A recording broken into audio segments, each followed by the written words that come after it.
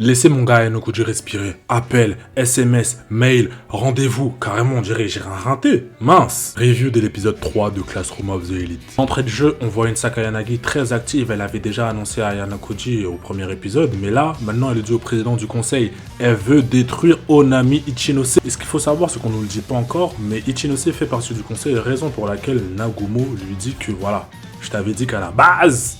Attention. Et dans cet épisode, on voit très bien que la fille n'est pas la douce fille qu'elle semble être. Je soupçonne une petite fourberie de sa part. Et là, il y a l'imbécile de Yamauchi qui pense qu'il peut la gérer. Les gars, à un certain moment, on peut être sûr de son karaté. Il faut connaître son karaté. Quand lui se voit, il pense qu'il peut. Ça me dépasse. Et il faut pas oublier qu'il a fait tomber au premier épisode. Donc tout ça, c'est louche. Suite à cet événement, la classe est encore plus stupéfaite que l'annonce qui a été faite au début d'épisode. Hirata et Karuizawa ne sont plus ensemble parce que Karuizawa l'a plaqué. Pour moi, c'est pas étonnant étant donné que voilà, Ayanokoji, lors de l'épisode précédent, lui a glissé quelques petits mots doux. Elle a fait son choix. Elle s'est dit, Ayanokoji, c'est peut-être le bon choix. Hein. Elle veut assurer son avenir. En tout cas, chez moi, on appelle ça les opportunistes. Après, peut-être qu'elle est sentiments. Je sais pas. La vraie aventure d'Ayanokoji commence avec Nunio Power qui veut le snap d'Hirata. Genre là, c'est dit que c'est le bon timing. Le mec, il vient de se faire plaquer, mais là, c'est le bon timing. Heureusement qu'on peut compter sur Ayanokoji qui, étonnamment, est un coach love. Et du coup, ça fait un problème de régler. D'ailleurs, quand la petite Iori, elle vient, elle dit que Ayanokoji et elle sont amis.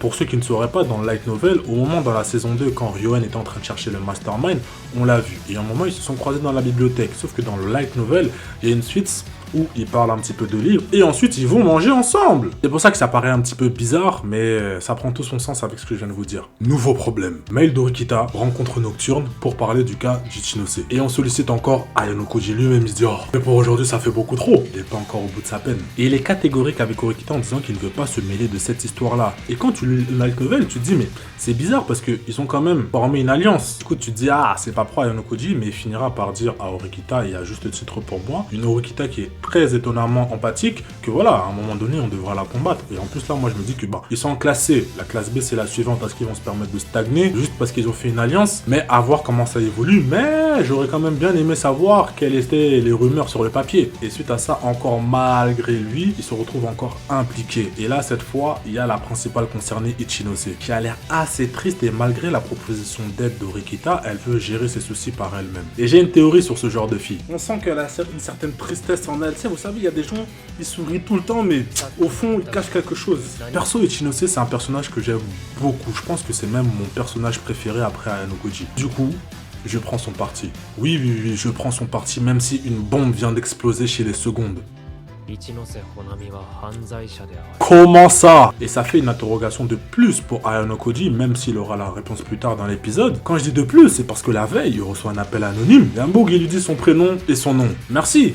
Il le sait, même nous on le sait. C'était quoi l'intérêt? Non, le petit ça veut pas le lâcher. Mais franchement, chapeau à Ichinose de supporter tout cela, même si elle risque d'imploser. Mais bon, Ayanokoji reste indifférent et rentre chez lui pour se reposer. Mais même rentrer chez lui se reposer, il peut pas. Parce que quelqu'un le suit, rentre de force dans son appartement et demande à ce qu'on lui serve du chocolat chaud. Et en plus d'être culottée, la fille de la classe A est kleptomane. Au moins ce que j'apprécie chez elle, c'est qu'elle est directe. Et les filles comme ça, chez moi, on savait les appréhender. Tu joues un petit peu le jeu du mec docile, elle baisse sa garde, puis elle s'attache à toi. Ne me dites pas merci, mais ça demande quand même un self-control et on verra avec Ayanokoji. Souvenez-vous de ça. Bref, Masumi pose les sujets sur la table. Kleptomanie, criminalité. Et apparemment, Sakayanagi fait partie de la BAC. La poto elle est trop investie. Apparemment, elle fait du chantage si elle te voit voler ou alors elle te dénonce avec des papiers en disant que tu es une criminelle. Elle a clairement une part d'ombre et on apprend qu'Ayanokoji serait la personne qu'elle redoute le plus. Comme elle redoute le plus, c'est à lui qu'on va demander d'arrêter la jeune fille à la canne. Mais fidèle à lui-même, il reste prudent à tel point que pour le convaincre, une fille va voler pour lui. Regarde ce que tu fais, Ayanokoji. Regarde comment les filles deviennent bêtes à cause de toi. À la fin d'épisode, tu penses que t'es tranquillo, tout est bien, mais tranquillo de quoi? Tu reçois un appel du président. T'es pas comme Chancel, tu dis pas presse. Et celui-là, non. Il te dit que Kushida a pris contact avec le nouveau président. C'est là que tu te dis,